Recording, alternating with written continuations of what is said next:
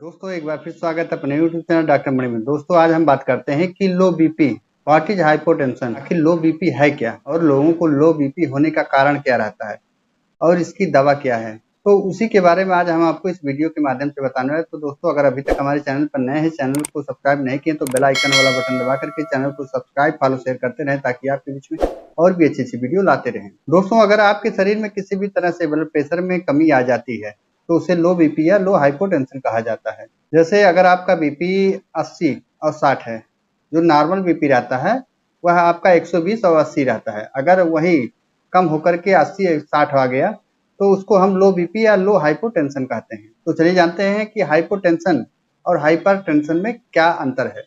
Hypo का मतलब कम होता है और वहीं हाइपर का मतलब होता है ज्यादा होता है। तो डॉक्टर कभी भी रिपोर्ट में अगर हाइपर लिखते हैं तो उसे ज्यादा आप समझिएगा, अगर वहीं हाइपो लिखते हैं तो उसको कम समझिएगा। चलिए जानते हैं लो बीपी के प्रकार कि लो बीपी कितने प्रकार के होते हैं। सबसे पहला जो होता है पोस्टुरल हाइपोटेंशन। जब कोई व्यक्ति खड़ा रहता है, अचानक वह बैठने जाता है, अगर बैठने की वजह से उसको बहुत ज्यादा चक्कर आने लगता है, वीकनेस महसूस होने लगता है और उतने समय उनका बीपी जो होता है वह लो हो जाता है, डाउन हो जाता है, तो उसे पोस्टुरल हाइपोटेंशन कहा जाता है। दूसरा जो है न्यूरल मेडिएटेड हाइपोटेंशन। व्यक्ति जब लंबे समय तक खड़ा रहता है, अचानक उसको चक्कर आ जाता है, चक्कर आके वह गिर जाता है या उसको बहुत ज्यादा वीकनेस महसूस होने लगता है और अचानक उसका बीपी जो होता है वह डाउन हो जाता है, तो उसे हम न्यूरल मेडिएटेड हाइपोटेंशन कहते हैं। तीसरा जो है एसिम्प्टोमेटिक हाइपोटेंशन। कुछ लोगों के शरीर में हमेशा जो रहता है उनका बीपी डाउन ही रहता है, लो रहता है।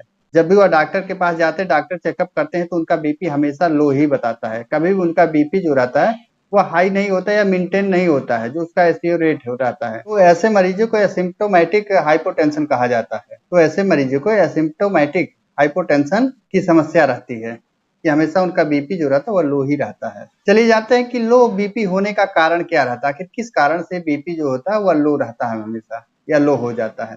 पहला जो है ज्यादा पलटी होने से या दस्त होने से या पानी ना पीने के कारण उनका बीपी जो होता है हमेशा डाउन रहता है, तो इस वजह से भी उनका बीपी डाउन हो सकता है। तो इस कारण भी उनको हाइपोटेंशन की समस्या हो सकती है। ज्यादा ब्लड लॉस हो जाने के कारण, अगर उनको चोट लग जा रही है तो उस वजह से उनका अगर ज्यादा ब्लड निकल जा रहा है तो उस वजह से भी उनको हाइपोटेंशन हो सकता है। तीसरा जो है भोजन ना करने से, अगर आपको भूख नहीं लगती है या आप टाइम से भोजन नहीं करते हैं तो उस वजह से भी आपको हाइपोटेंशन की समस्या हो सकती है। चौथा जो है ज्यादा मानसिक और शारीरिक रूप से काम करना, तो उस वजह से भी आपको हाइपोटेंशन की समस्या हो सकती है। माहवारी के दिनों में ज्यादा ब्लड लॉस होने से भी आपको हाइपोटेंशन की समस्या हो सकती है। शरीर में ज्यादा कमजोरी होने पर भी आपको हाइपोटेंशन की समस्या हो सकती है। शरीर में थायराइड या डायबिटीज होने पर भी आपको हाइपोटेंशन की समस्या हो सकती है। रक्त प्रवाह में संक्रमण होने से भी आपको हाइपोटेंशन की समस्या हो सकती है। गर्भावस्था के दौरान भी आपको हाइपोटेंशन की समस्या हो सकती है। यह लो बीपी होने का कारण है, तो इस वजह से भी आपका बीपी जो है आपका लो हो सकता है और आपको हाइपोटेंशन की समस्या हो सकती है। चलिए जानते हैं कि अगर किसी का भी बीपी लो हो गया या हाइपोटेंशन की समस्या हो गई है तो उनमें कौन कौन से लक्षण दिखाई दे सकते हैं। जैसे उनको थकान, कमजोरी, आलस, जी घबराना, मतली, पलटी, चक्कर आना, सर और आंखों में दर्द होना या उनका सांस जो होता है धीमा और तेज होना, यह सब समस्या उनको दिख सकती है या लक्षण दिखाई दे सकते हैं अगर उनको हाइपोटेंशन की समस्या हो रही है। चलिए जानते हैं कि कौन सा ट्रीटमेंट या कौन सा दवा प्रयोग करके हम अपने हाइपोटेंशन की समस्या को सही कर सकते हैं या लो बीपी की समस्या को सही कर सकते हैं। पहला दवा जो है फ्लूड्रोमैक। इसका जो कंपोजिशन है फ्लूड्रोकार्टिसोन। इस टेबलेट को आप 100 mcg से लेकर के 200 mcg तक आप पर डे इसे आप ले सकते हैं। अगला बात करते हैं मीडोराइज टेबलेट के बारे में। इसका कंपोजिशन जो है मीडोड्रीन है। इसका जो डोज है इसको आप 2.5 mg से लेकर के 10 mg तक आप हर 8 घंटे बाद इसे आप ले सकते हैं। तीसरी दवा के बारे में डिस्टिनोन। इसका जो कंपोजिशन है पेरिडोस्टिजमाइन है। इसको भी आप 2.5 mg से लेकर के 10 mg तक आप हर 8 घंटे पर इस टेबलेट का प्रयोग आप कर सकते हैं। दोस्तों यह था दवा के बारे में।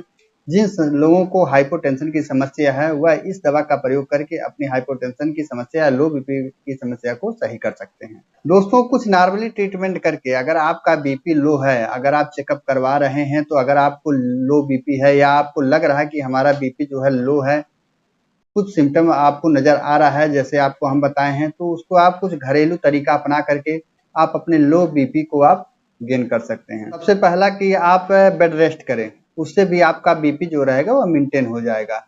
उसके बाद आप ओआरएस का प्रयोग कर सकते हैं। ओआरएस का भी प्रयोग करने से आपका बीपी जो रहेगा वो अभी मेंटेन हो सकता है। खाने में आप विटामिन और मिनरल का प्रयोग अगर आप कर रहे हैं तो उससे भी आपका बीपी जो डाउन रहता है वह भी आपका मेंटेन रहेगा। और ज्यादातर जहां तक हो आप लिक्विड चीजों का ही प्रयोग करें, जैसे पानी का प्रयोग करें, दूध का प्रयोग करें। इससे जो होता है कि क्या आपके शरीर में जो वाटर लेवल रहता है वह कम नहीं होता है।